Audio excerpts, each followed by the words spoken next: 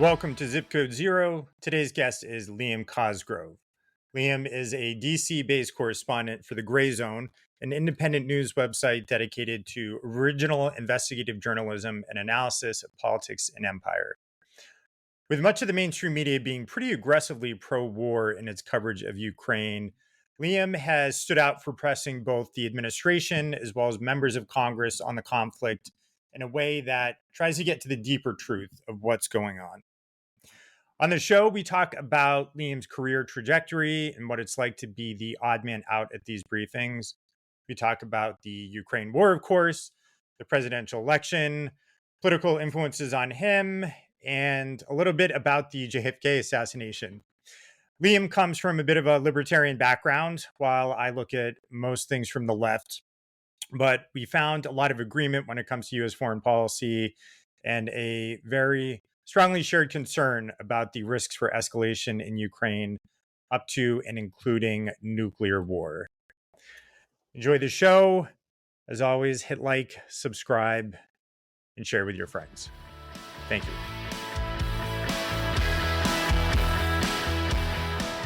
If you could just kind of briefly talk about your background, who you are, the kind of work you do. So I started out really with not a huge political interest at all. I would say COVID and the lockdown sparked my engagement back into politics. I was kind of raised somewhat libertarian, but my dad really just encouraged me to be a critical thinker and to ask questions. But we are definitely libertarians. But in college, I just kind of lost interest in politics, didn't really talk about it too much or think about it. And then during COVID, I was working in property management for my family's company and learning, this was in San Francisco, so learning the laws and things of the SF property world, to me, they were just some laws that were just so absurd. So I began thinking like, oh my God, like this is how things are governed. This is pretty out of control. And then of course the lockdowns hit and, I didn't want to get the vaccine because I was like, well, this is a new drug, and I'm clearly not at risk for COVID. So why would I, get this new drug when there haven't been long-term tests?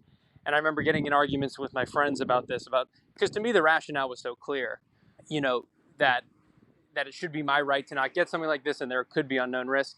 But my friends are all pretty like left-leaning and were just bashing me for it. And eventually they got sick of arguing with me about it and I couldn't get them to argue. So I wanted to voice my rationale. So I started writing op-eds in my spare time and blasting them out to various publishers like The Federalist and Brownstone Institute, Zero Hedge, and Mises Institute.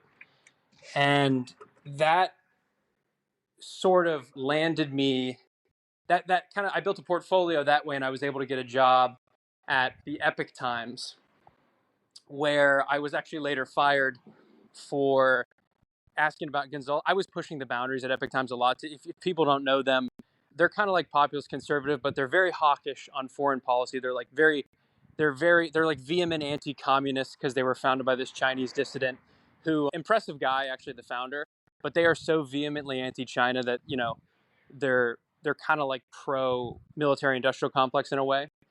And I kept pushing the boundaries. I went to the State Department. Gonzalo Lira, if you've seen that clip, is this American citizen who's still being detained in Ukraine. This American citizen who was arrested in Ukraine for publishing material that was very critical of Zelensky and his regime. That was literally all he was doing.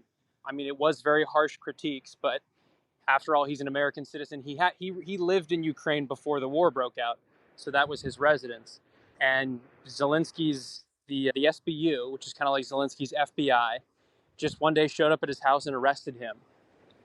And when I found out about this, it got very little Western coverage. But when I found out about this, I was like, oh my God. And this is when I was at the Epoch Times. And I said to my boss, can I cover this or ask the State Department about it when I go over there? And my boss was like, there were a lot of examples of kind of like me getting, censored on when it leaned into like anti-Ukraine stuff. But this one was just, he said, no, we're not interested in covering that. That one was just too egregious to me because it was obviously so newsworthy. I mean, they're imprisoning one of our citizens over there for just, publishing material online. And so I just went ahead and I kind of already had been talking to Max Blumenthal at the Gray Zone. So I just went ahead and asked the State Department about it without permission from Epic Times. And that basically led to my firing there. And then now I'm at the gray zone where I have a lot more editorial freedom, which is great. And that's kind of my journey into reporting. You would have to get your questions pre-cleared before asking at the State Department, or is that just with that Um, particular instance because you had already had a conversation about it before? not so initially, no. Initially, and this is part of just kind of the trajectory that I took at Epic Times. Initially, they sent me, and it was all good. I could ask whatever I wanted. But the first time I went to the Pentagon, I don't know if that video is still on Twitter, but it's somewhere on my Twitter. Like I went to the Pentagon, and I actually thought I did really well. I asked a ton of questions about like why we're not negotiating in Ukraine and stuff. And Epic Times, like I said, some of them are like kind of pro U.S. military, and then some of them are just very like kind of like self conscious and nervous because they had their congressional badges revoked when Trump was president because the body that the body that regulates who gets congressional passes is kind of dominated by left wing mainstream media, and so they were kind of wrongfully bullied out of that circle. So they had this self consciousness and this timidness where they're like, oh, we don't want to ruffle any feathers. So that was why I had to get my questions approved because they were like, Liam, you can't go and ask a bunch of questions. We don't want to be seen as rude or flippant or whatever, which I didn't think I was being, but that was the rationale. They're like, don't ask. Whenever I suggested a question that was like very critical of our Ukraine policy, they were just like, no, no, no, please don't ask that. And it came from both of those two angles. It came from one, they're kind of light on their feet, not wanting to ruffle feathers, and then two, they are really hawkish on foreign policy. So nothing that paints China favorably is allowed, and kind of the same with Russia too. So you go to so you're in the gray zone now, and you go to the State Department or DoD, and you ask these pressing questions that most of the mainstream media don't. I was just reviewing a couple before we signed on. A good example is when that dam was destroyed in Ukraine. I think it was the Ukrainians who said it was the Russians, and then the U.S. corporate mainstream media just kind of repeated that blindly. I don't think the Biden administration ever explicitly said it, but they kind of let that float out there. But that's just an example of I saw you pressing the Yeah, State Department. I don't know if it might have been the Pentagon on that. that was Pentagon. Yeah. So Pentagon. so so a couple interesting things there on what you said. So your point about the Western mainstream media kind of immediately regurgitates that it was Russia, but the Biden administration is timid on whether to actually state it. That is like that's just the playbook on all these things because they don't want to be on record once the evidence comes out, if the evidence comes out that it was actually Ukraine. They don't want to be on record saying that. And the same thing happened with that village that got struck with the drone the other week. It came out that it was Ukraine, and I was kind of searching through. Did anyone say this? And Blinken had sort of hinted at it, but Blinken hadn't. No one emphatically said, "Yeah, this was Russia." Oh my God, because they know that it could be Ukraine, and they don't want to get caught with their pants down later. So that's just a funny kind of element. They leak it like their anonymous officials will leak it to the media, but they won't say it in public. So they have that cover. But some inside baseball on the Coke of a Dam question that you're referring to. That was my first question at the Pentagon under the gray zone. So that was like right after I left Epic Times and went to the gray zone. And that question, and then actually one subsequent one where I asked Sabrina Singe about price gouging. There was a former DoD official accusing them of price gouging. That question, and you can watch it. The question's like very polite. There's no arguing back and forth. I just asked one follow up. Pat Ryder, the spokesman there, he didn't call on me for like 4 or 5 straight press briefings after that one question. Yeah, I was going And to so ask about that. If you get repercussions. that yeah, and that was such a minor question, I thought.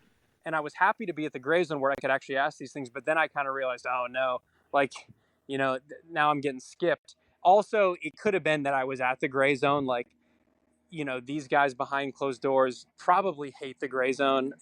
I remember actually another inside baseball thing. One of my colleagues at the State Department there heard when I had first switched to the gray zone. I asked a question. I forget which one it was, but he heard them kind of get in a huddle afterwards, and he heard them go like, "Oh, he's with the gray zone," and then Matt Miller was like, "Oh my god, I didn't even know." But luckily they have kept calling me. I try to like behind the scenes, I try to stay cordial. And actually, what I did with Pat Ryder, the general, I actually sent him an email, and I was like, I forget exactly what I said, but like I was like, it's kind of annoying because you kind of have to grovel to them. And I was just like, hey man, I'm new to this. Let me know if I'm doing the formatting cool. And he responded. He was very nice. He said he would call me. We never actually had the phone call, but he started calling on me again. So we're all good now. I've been playing it cool for a while, and sadly I've been busy with another project, but I'm hoping to get back into it and turn the heat up a little bit to see what I can push the boundaries here. Because to your point, no one in these rooms, for the most part, is asking these questions, so it is very uncomfortable to be the only one. But as long as I can, like, I don't mind as long as I can ask them because it is kind of a cool opportunity. Just a couple of things on that. One thing I've noticed that I was curious about, if it bothers you at all, the at least some of the State Department clips I've seen where you've asked questions, the spokespeople, they're very snide and kind of in their responses. You see that in White House press briefings too, and that's common in any administration if someone's asking a question they don't like. But does that ever get under your skin, like they're a bit dismissive and snide and Yeah, kind of yeah. I mean, rolling their eyes at you? And I guess just to build on that, they're gaslighting a lot and just kind of bullshitting, maybe never quite 100% lying, but yeah, just seeing, you ask a very reasonable question about this or that, and that no one else would ask, and then they kind of roll their eyes at you and dismiss the question, and then yeah. you're not allowed to do a follow-up. Well, that's kind of their job. I mean, that when you're a government spokesperson, your job is to deflect and not. It's the job is to basically lie without lying because you don't want to get caught lying, but you definitely don't want to give the real answers. Um, it is super frustrating because like Matthew Miller at the State Department does this to me a lot. I think it's gotten a bit better. Um, I've tried to like tone down my hostility and just stick with the. I've tried to get like less kind of like anxious and like I don't know. I've never been hostile, but I'm trying to get less kind of emotional and more come more prepared and stay calm because that way he won't cut me off or get as nervous. But yeah, I mean it sucks when I asked about Gonzalo Lira, which I'll probably do again at some point. He just like he's like, nah, I don't know anything about it. Here, let me call in somebody else. And I'm not the only one. He does that too. Like even to some people who aren't asking very challenging questions at all, they still do that sort of thing. Like if they don't want to answer, they just give the bullshit and they move on. What's interesting is Matt Lee at the State Department. He's like the AP reporter, and he's actually very good. So a lot of times he's interested in stuff that I just frankly don't find interesting. Like, but I mean, I'm unique because I'm like, although I think everyone should be like this. I'm terrified at this prospect of nuclear war, and like this crazy policy we have over in Ukraine, like getting very close to a direct war with Russia, and then Taiwan, God forbid, that just never happens because I think we'd be even crazier on that front. But so to me, that's why I'm asking about it every day. But Matt Lee rarely asks about it, but because he's AP and because he's just been there, I think his whole career, they really give him a ton of leniency. I mean, like if do you know who I'm referring to, Matt Lee? He just gives them so much shit and they put up with it. I don't know. Oh, okay. He gets for some reason AP at these press briefings gets the first question every time. I don't know where that comes from or how that was precedent was established. But so he gets the first question every time, and he can give them as much shit as he wants, and they'll just put up with it. He's actually in a couple of the gray zone clips that we've posted of mine, where he kind of follows up on what I was saying, which is always nice because they will cut me off and move to someone else, but they never do it with Matt. And then like at one point I was asking about just NATO expansion and kind of like they act like it's this innocent thing and it's like, well, countries voluntarily join. Who are we to tell them no? And I kind of made the analogy like, what if Mexico did that? How would that be okay? And then the State Department guy was like, well, that's a hypothetical. I'm not going to get into that. But then Matt Lee luckily came in and he was like, well, hold on, that's not a hypothetical. Cuba did that. Cuba entered an alliance with Russia, with Soviet Union, and they hosted nuclear missiles there. and we almost went to war over it. Yeah, we So invaded with Cuban dissidents. Didn't succeed, but that's right, yeah, the Bay of Pigs, and so and it's great when Matt Lee jumps in on things like that, and he is actually very good. Like he's willing to, you know, challenge the official narrative, unlike his AP counterpart at the Pentagon, who every question she asks, her name is Tara Kopp. Every question is like how are we going to get weapons there faster, and like what are we doing to crack down on information leaks after Jack Texera was arrested for leaking to his Discord channel. So, anyways, yeah, that's basically the what's at play there in the different departments. But why do you think the U.S. press corps is so pro-war, jingoistic, and sort of subservient to power? I mean, you saw it with the invasion of Iraq. You saw it when Biden was pulling out of Afghanistan. There was the media had been very, very pro Biden up to that point, but there was just hysteria on CNN and these other networks about how gassed they were. They're like crying on the air about pulling out of Afghanistan. And then Ukraine, I feel like the majority of the questions that I've seen are in that vein of what you're talking about. How can we get weapons 100%, there yeah, they're all quick that. enough? At the beginning, all the questions in the White House press briefings were, why aren't we putting on a no-fly zone? And then one after another, they all just kept asking the same question. It was It's bizarre, so but there's no fear of nuclear war like you were talking about a moment ago, which scares the shit out of me. But the press corps, it's just they're eager for more conflict and more war. What is it? I mean, being kind of among these people, what is it's your it's assessment on that? it's very bizarre. Everyone, of course, or like not everyone, but in I imagine our circles, you hear people talk about Operation Mockingbird, which was definitely a thing. There were congressional hearings about it, and the CIA did, co-opt journalists to get their agendas out there. I think to some extent that could be still at play. I think what people discount is the amount of it that happens organically. Like there are just a lot of kind of like weak spined people there who are just doing it for the job, or they're doing it because they like the idea of being a journalist. So they just kind of show up and like at Epic Times, this is a good example. My boss at Epic Times, one of them, was kind of like this woman who's like she believed like this kind of thing of like journalists are just supposed to be like neutral. We should not have an opinion on anything, which I think is kind of a flawed perspective. And I think no one like it's like impossible. So it's a stupid standard. Your standard should be the truth.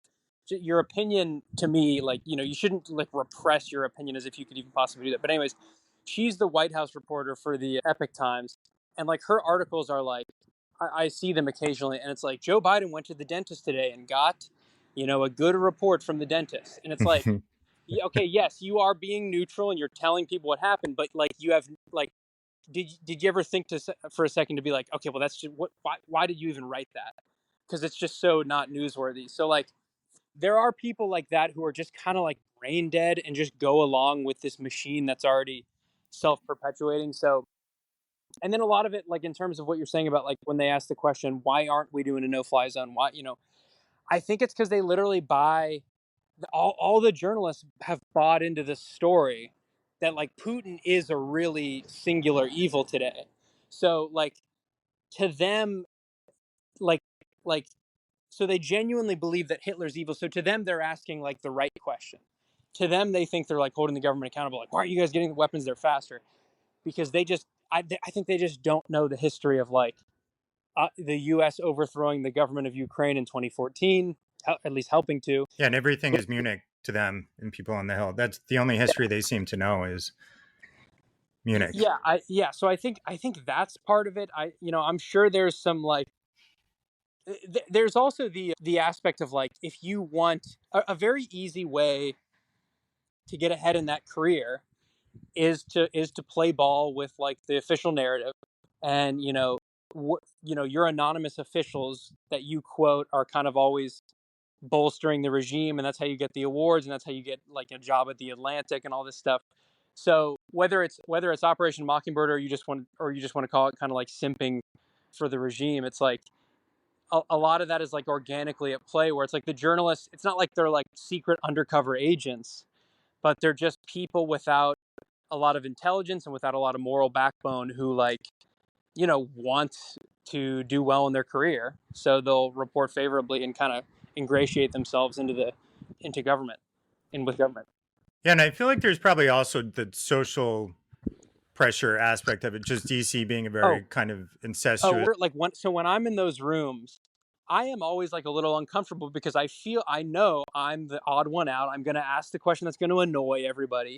Like, you know, so that's another thing too is like you have like if you're going to actually do the job of like taking of reporting adversarially to the government, you have to be able to like you have to be able to you have to be okay with uncomfortableness of like annoying someone, pissing someone off, and sadly just most people don't like that. Like when the Pentagon or when the press secretaries flip out on somebody, everyone's like looking side to side and like giggling and being like, "Oh God, oh shit."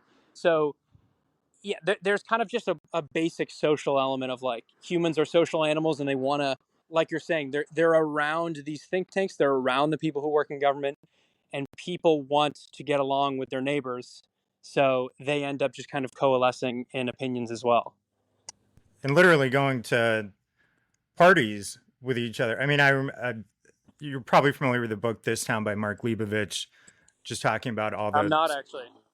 Oh, you should read it. I mean, so it's written about 10, 12 years ago, but it's just kind of mapping. It starts out at Tim Russerd's funeral and talks about all the media people, the political people there, and then just kind of maps out in a very comedic fashion how, this person who works in the media is also married to a lobbyist whose brother-in-law works at the Pentagon, whose daughter, they just got a job at the State Department, or, blah, blah, blah. And then Yeah. the revolving door between it all. Like you go from the White House to MSNBC to back to the White House if there's a So Democrat. And so is that a nonfiction book?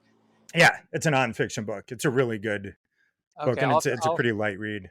I'll have to check that out. And yeah, I mean that sums it up very well. How you just said it. It's like the marriages and the nepotism. It's just sad. It's like it's sad when you think about it because it is this huge web, and it just seems so difficult to untie. And half the country, if you try to explain this to half the country, you're a conspiracy theorist and an alarmist. So it's the solution on how to unwind all that. I have not a clue.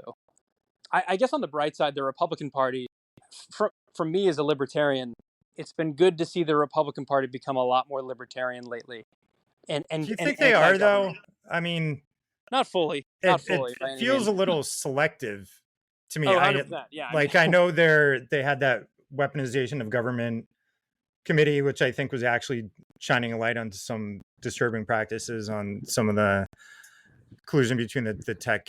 That's probably a bad word, but just working together between the government and the tech companies and pulling people off Twitter and that sort of thing. But yeah, I, you can call it collusion. I think. yeah, I just feel like that word's been abused. But I did want to turn to the Hill. Speaking of the Republican Party, and we were talking about this right before we recorded, but the ignorance of some of the literal ignorance of some of the people on the Hill in Congress shocked me. So you had gone up to Jamal Bowman. He's a representative, a Democratic representative from Westchester County.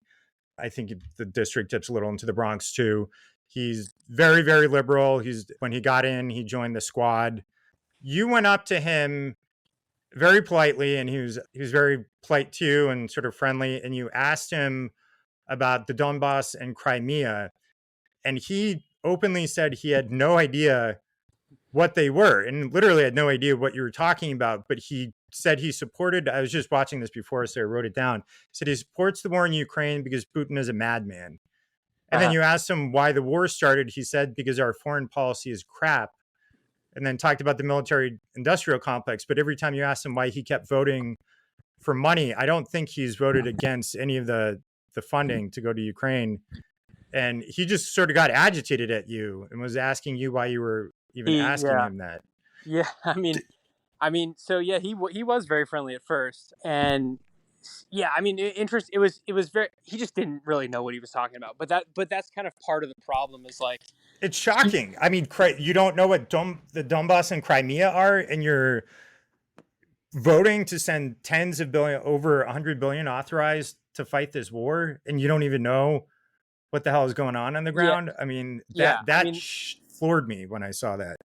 yeah, and I was thinking about actually just because he was, I think that day he was maybe like the third person I tried that on, and I forget the answers I got on the other two, but I remember one person like didn't have time to talk to me. One person I think knew what they were and either had to go or something, so I didn't get anything interesting. So it only took me 3 tries to find a member of Congress that didn't know what the Donbass and Crimea were. So I've actually been thinking of going and doing that again and making a montage for some of the lesser known guys, but and maybe even some bigger known guys. But no, it's crazy. I mean, the reality is he just knows nothing about the war, and you hear his response, his initial response of why he supports Ukraine. It's like, well, Putin's a madman. You know, that's just a given. We all know Putin's a madman. So even Bowman, it's just how effective kind of the propaganda is. Like so many people just believe that in February of 2022, Putin out of nowhere just decided to take over all of Ukraine. And if that's what you believe, then the reaction kind of makes sense. But like they haven't even done the most cursory research into why the war actually started.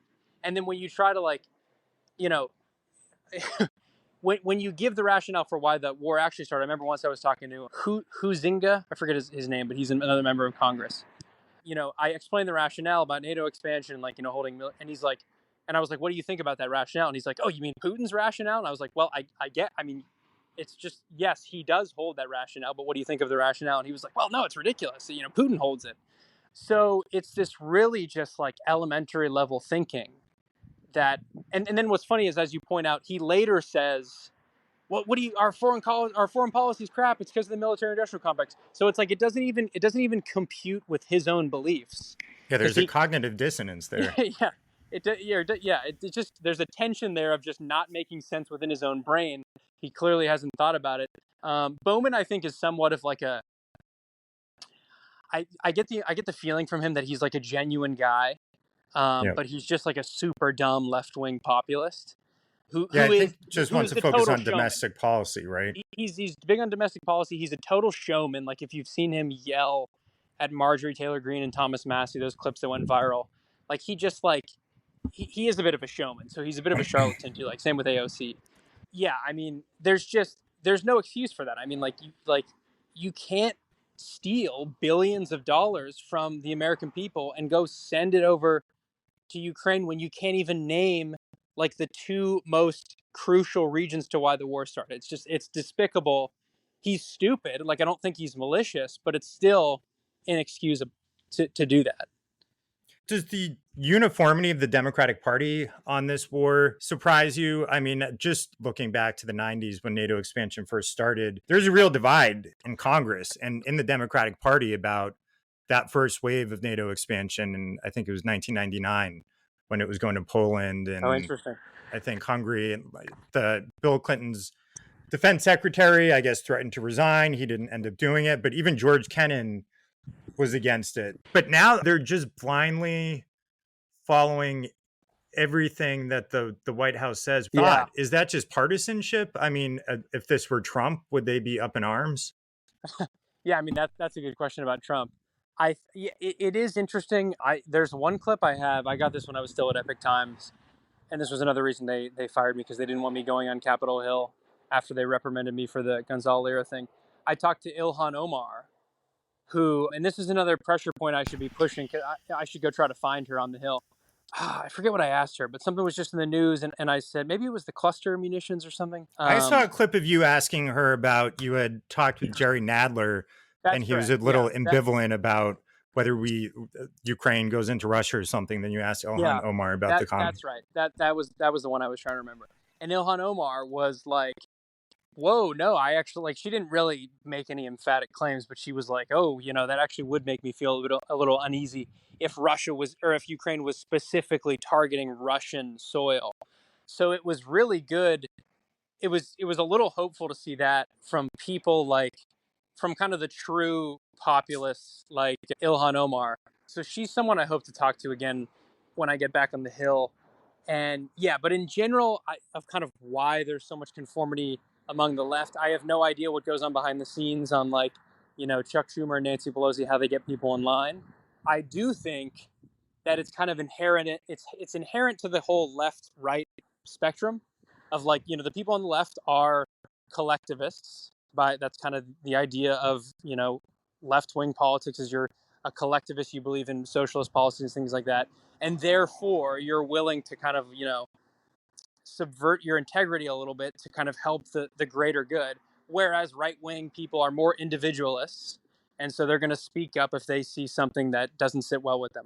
I think that's generally could also explain it.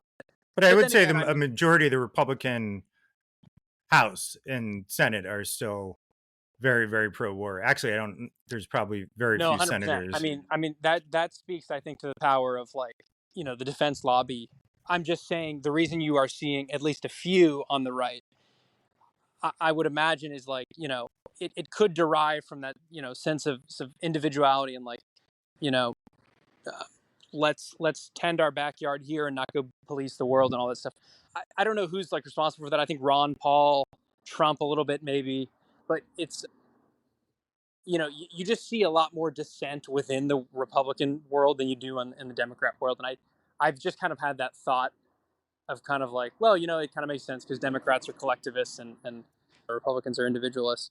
Yeah, Um, and I guess there's something to be said for the history of sort of liberal humanitarian intervention from the Democratic Party as a sort of world project, from Vietnam to some of the humanitarian interventions in the 90s to, I think we had said Libya was a humanitarian intervention. What's her name was leading that up?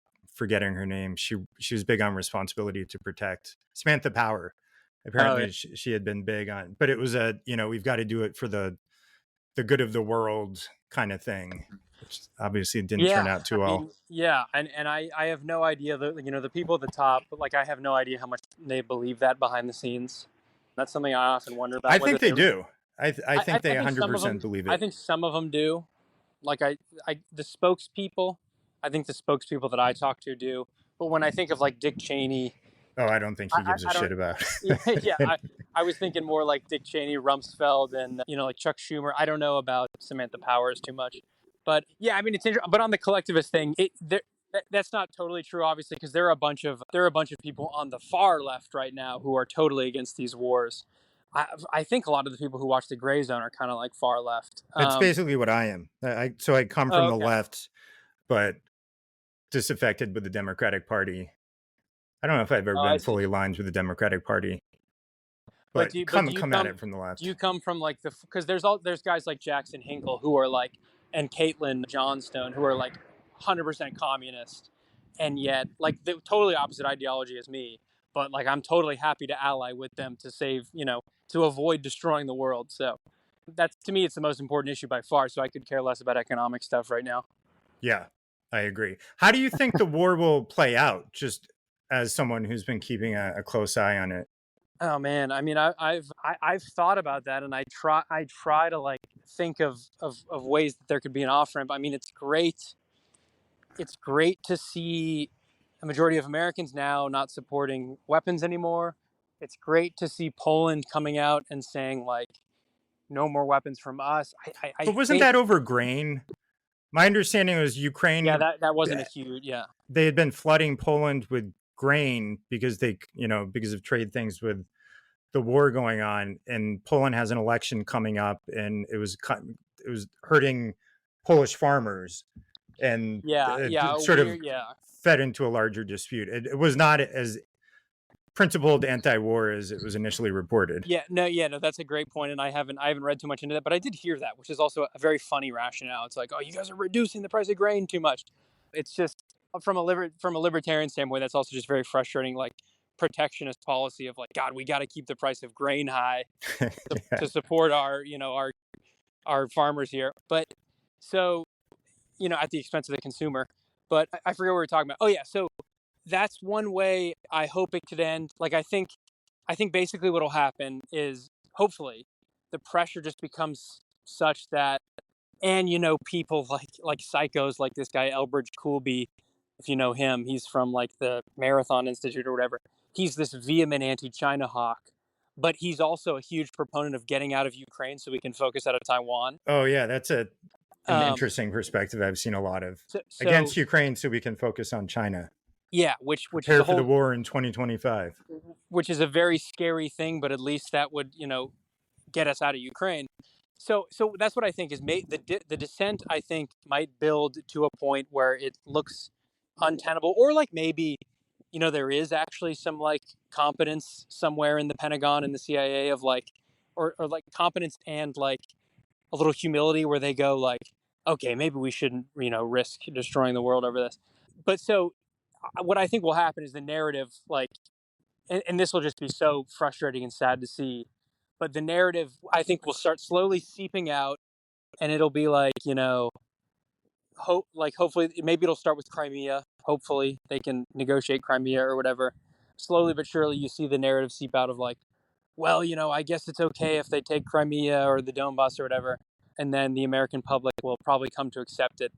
And the reason it's so sad is because nobody remembers that that was the whole deal before the war started. You could have held referendums in those regions and you would have never had a war and nobody would have died. And but the morons, like, I mean, this was another thing. I gave an example in the very beginning of how I would argue with my friends and then they got sick of arguing, so I took to writing. Ukraine was a big one, and this was Ukraine war started before I was even at Epic Times, so it was pretty wild how I ended up at these briefings. It was kind of a lot of luck, but Yeah, that's a fast track. it was very lucky and fortunate because they Epic Times had a small DC team, and I was willing to move. And but yeah, no, I just remember arguing with my friends like a week into the war. I didn't know much about Ukraine, but I did my homework in that week, and I was like, wait a second, these regions in the east, they actually don't want to be part of Ukraine anyways. We could have held referendums here and like avoided all the bloodshed. And then I remember I saying like literally a week into the war, I said something like, which is like that's probably going to be the best outcome they could hope for anyways, is like you know keeping all of Ukraine except for these two regions, because like for some reason no one computes like at the end of the day Russia has nukes. So if Yeah, you if you pretty if you important. think if you think Ukraine, a non-nuclear power, is going to somehow evict or subjugate the 2 million Russians who are in Crimea, And one of um, their most strategic military bases at right? That Sevastopol. yeah, I think it's their one warm water port or whatever that they've Yep. had since the 1700s. If Yeah. you think they're going to give that up without just using a nuke, like you're just not you're just insane. You're like you're not living in reality. So you know it's there's just a cognitive dissonance, and I think we might hear those sensible narratives get like slowly seeped in the mainstream discourse. I'm kind of forgetting where, but I know I've heard that on somewhat mainstream media lately. Like a pundit will come out and be like, "Well, there might be some territorial negotiations," which like you never heard in the beginning of the war. So I Yeah, it just hope always we start starts with someone like a David Ignatius or someone who's very close to the exactly. security state kind of put out those trial balloons. And I was actually surprised. You had talked about this earlier, the missile attack or drone attack on a Ukrainian village, and the Ukrainians, Zelensky right away said it was Russian attack. But Yeah, there was a New York Times front page article that questioned that and said, I don't know, is it, quoting all these people, like, it looks like it came from Ukraine and like the yeah, direction yeah. came from Ukraine. So, which I was shocked that the New York Times was Exactly. Yeah, reporting that. Felt yeah. like a Great shift in point. the tide. That's a great example because New York Times would have never published that a year ago. How do you think the election will impact this? And do you think there's any candidate? Trump says if he gets elected, he'll end the war in, I think, 48 hours. Do you think it would matter who was in the White House? I mean, well, yeah, for sure. It would matter who's in the White House. I hope to God we are out of the war before then, because that is a long time to be risking this nuclear brinksmanship. And for the record, I actually do believe Trump would do that. I worry, and this is why I can't stand the Trump base. I just like don't think he's gonna win. I don't think that regardless of like the actual voter fraud, which I read one of the audits in Georgia, Fulton County, which apparently this group was granted a warrant and they were allowed to see the batches and look at the ballots and how they were registered and everything. And there actually was a ton of duplicate ballots in that audit, which, if you extrapolated it to the rest of the county and to the rest of Georgia, Trump actually could have won Georgia. So I just get that out of the way to say like Trump's not the whole election fraud thing is not totally BS. I don't know if it's like 100% true, But then there's there's the whole Hunter Biden story and all the intel agents colluding to. And then I'm reading right now The Unspeakable by, I think, James Douglas, which is the book about the JFK assassination. So it's like, Trump now, his whole platform right now is like revenge. He's like campaigning on Spite, yeah. revenge. So the idea that Trump is going to win, there, the deep state, the powers that be in the CIA and the Pentagon they're just not going to let Trump win. And I think it would, I think we could literally see an assassination. I know Tucker Carlson said this on Adam Carolla the other day, but I've thought it for a long time. Like, I think he asked Trump about it too in that Twitter interview. oh, I didn't watch that one, but yeah, I just think like I think that will literally. I think that'll happen. If it doesn't happen by some miracle, I actually do think Trump would end the war. I think Trump. But he had armed I mean, he went further than Obama Yeah, in arming the correct. Ukrainians No, 100% and was correct. very much against Nord Stream And I think that's because, and this is just why I can't like to me Vivek, even though people hate Vivek's Taiwan policy, but to me it's actually not that bad because he says he would, once we become semiconductor independent or whatever, we no longer have this hinging to Taiwan. But that's why I think Vivek, if you're a Republican, is so much more attractive than Trump because, like, one, he can actually win, and two, Trump demonstrated when he was in office that he was kind of a pushover, and like they made up this bullshit Putin Trump narrative, but it got to him, and then he did things like that. He did things like giving weapons to Ukraine so he could come and out and appointing John posture. Bolton as one of his national security advisors. Yeah, exactly. Trump, like, the Trump base just thinks he's like a total badass. But when you look at him in office, he was a massive pushover to kind of like the deep state. Like he kept guys like Fauci and John Bolton in there, and just like he wasn't much of a like he did a lot of placating when he was in there, and like it's understandable because like they were coming after him for the Zelensky phone call, they were coming after him for the Steele dossier, they were coming after him for everything he said in the news. So it makes sense why he's like, oh God, I just placate these people somehow. But I think you really want someone who's just is going to stand their ground and not you know placate these policies that are getting us in these endless wars. But I forget Eh, where we're going with that. Yeah, in terms of like, yeah, I mean, if anyone, if so, I think if RFK, which isn't happening, if no. Vivek, which isn't happening either, sadly, or Trump won, yeah, I think we could get out of Ukraine in a day. Like I agree with Trump. I could do it in a day. I mean, it wouldn't even be hard, and that's why it's so tragic. Like what's happening there because it's such a foolish war.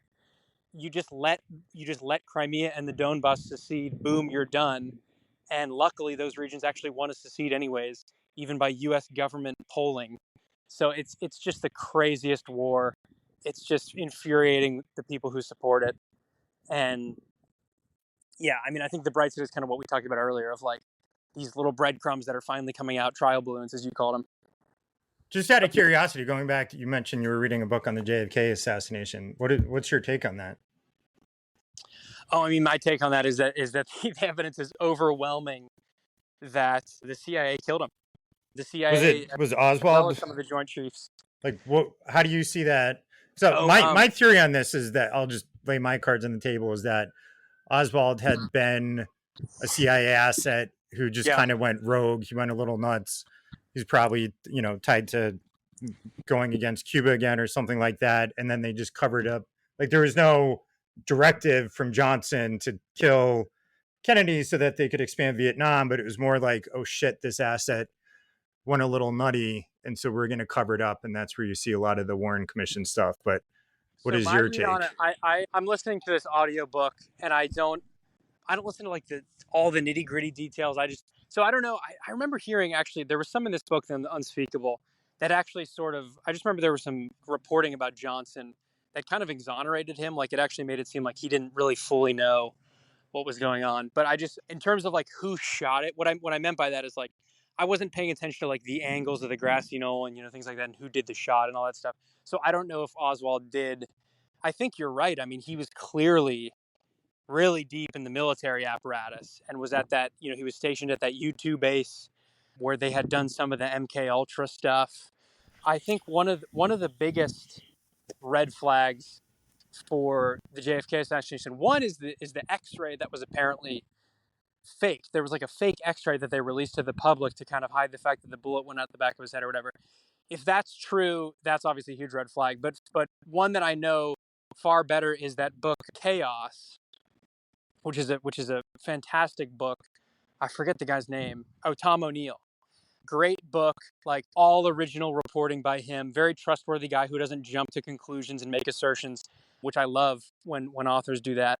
He talks about Jolly West, who's like the MK Ultra doctor who experimented on people with LSD and stuff to kind of see if he could implant memories or do even mind control and stuff like that. He goes and visits Jack Ruby, the guy who killed Oswald. Jack Ruby had been assessed by I think 5 or 6 psychiatrists after the shooting, and they all said he was pretty normal. A Jolly West, the MK Ultra doctor, goes to see him. Within 48 hours, Jack Ruby has a psychotic break. He's like hallucinating that Jews are being burned all around him and stuff. And to me, that's just like to me that's the smoking gun. It's like they bring in the CIA doctor hallucinogen guy to make this assassin go crazy so he can't talk. So to me, that's uh, the smoking gun of like the CIA is trying to cover something up. And to your point, uh, maybe they're covering up this rogue assassin, but I think I think it's very clear. I mean, how much Alan Dulles and these guys hated Kennedy. There's a lot more evidence to that as well that we could get into, but yeah, to me it looks like they killed him. Just looks like the CIA killed him. Yeah, one big red flag for me that I have not ever been able to wrap my head around is Oswald, when he was supposedly a private citizen, went to live in the Soviet Union at the height of the Cold War for like 2 years or something, and then just moved back to the US and it was Yeah, fine with yeah. Not no only that, but concern from anyone. they actually gave him some government grants to get like his housing situation and stuff together and find him a job. So yeah, the idea that like a guy who works at like a top secret U2 base can have this super weird public defection where he's like, I'm going to go give, I think he said something like verbatim, I'm going to give secrets to the Soviets. And like, one, that they wouldn't kill a guy like that before he could even defect. And then two, that they would welcome him back with open arms is absurd, I think. Just makes no sense. Yeah. So just had a couple kind of broader questions for you as we get in the final stretch. How do you keep up with the news? Where do you get your news that sort of informs your thinking? Yeah, well, so I do try to read a good amount of the corporate media, which I think everybody should do with a very critical lens. I mean, I think you should read everything with a critical lens. I love Zero Hedge. I've always liked Zero Hedge. I used to be very into kind of the finance economic world, which Zero Hedge is very good on that stuff. I'll listen to a lot of stuff too. Like I'll listen to Glenn Greenwald. I'll listen to Dave Smith, the Valuetainment podcast. Some of Valuetainment's not too much like news packed into it. Oh, Dave DeCamp at antiwar.com is very good. He does these little succinct videos that really help me if I'm pressed for time when I'm going to a briefing. Yeah, he's got a Um, daily podcast where he just kind of reads the headlines every morning. I yeah, recommend yeah, that to yeah, people. yeah. No, and it's very dry, but it's very informative. And that is if you're concerned about the escalations, I mean that Dave is right in that vein, and he's always tracking that. And so he's a really good resource for me when I go to the press briefings. Who's influenced your journalism? Or who's Um, influenced your political thinking? That was kind of one of the other last questions I had for you. oh, so my political thinking, definitely Peter Schiff, who is like an economist, libertarian. He really reignited. I should have told this in the origin story, but so before I was really into politics or anything, and I talked about like working for my parents and learning about the laws in SF, but I listened. He was on Joe Rogan, which was about the only media I consumed in those days, and it really just reignited all these like libertarian ideals and rationales. He really articulated them so well. And so that really reignited my interest in kind of the news and laws and how the world works. So he's huge. Glenn Greenwald is someone who I respect a lot, a great reporter. That author, Tom O'Neill, was very impressive too. Just reading that whole book. I mean, that book I mentioned, Chaos, about it's actually mostly about the Charles Manson murders, but it touches on CIA, MK Ultra stuff. He spent like 15 years or something writing that book, did really diligent reporting. So yeah, here and there, there's little guys I come across like who I'm impressed by their grunt work, but in that's kind of on the reporting side. But then on the political side, definitely Peter Schiff's a big one. Dave Smith, the libertarian comedian's a big one. Yeah. Liam, it's been a really interesting discussion. I feel like it'd be great to have you back on at some point to talk domestic issues. There might be a little more disagreement, but I think it would be a fun conversation. Sure, Um, man. Yeah, I'm always up for some good, healthy disagreement, and this was fun. So yeah, happy to come back on. yeah, Appreciate the invite. absolutely. And we'll put your Twitter handle in the show notes. But is there any other how else can people follow you if they want to follow your work? Just Twitter.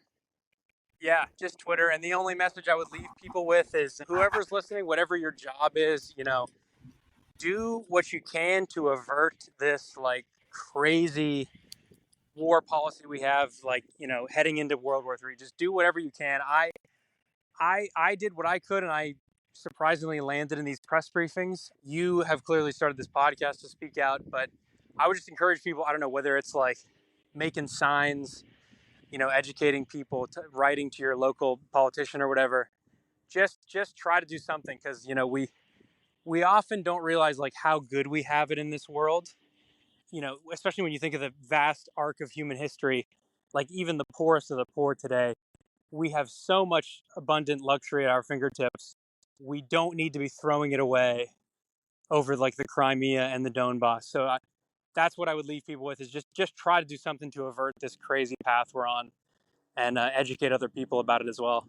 Yeah, and to that point, thank you for all the work that you've done on that. Because I will reiterate my agreement that I'm scared shitless of nuclear war, and I'm concerned that not enough people are, because we will not survive nuclear war, or if we do, the survivors will envy the dead. Yeah, yeah, exactly. I mean, it's like, yeah, when you think of that, I mean, most of us if you live in North America, you're probably, or if you live in the U.S., you're probably dead. And yeah, exactly. I mean, Especially if you live in DC. yeah, no, I I always mean, think at least I'll probably die right away because we'll be a yeah, direct target. yeah, but Uh, it's just even like, I mean, personally, it's like we all have, our loved ones and things we're giving up, and then generally, it's just like, what a waste. I mean, like look at how much humans have accomplished throughout thousands of years. Like we're this close to like getting on Mars. It's just really boneheaded, crazy, unhinged people. A couple of them at the Pentagon and at Langley and at the White House who are like, perpetuating this stuff. And it's like, it doesn't need to happen this way. We and for don't all need the to be doing people this. who profess to claim so much about the Ukrainian people, it's a war. Even if we don't go to nuclear war and it ends tomorrow, you'll have had tens of thousands of Ukrainians and Russians Exactly. killed and maimed in horrific World War One style fighting, where they're Exactly. losing their limbs over what? Yeah. And For an outcome that could have been voluntarily negotiated in 2022. yep. All right. Well, That's Liam, all. thank you again. Hugely appreciate it. Of Okay. course, Kevin. Yeah.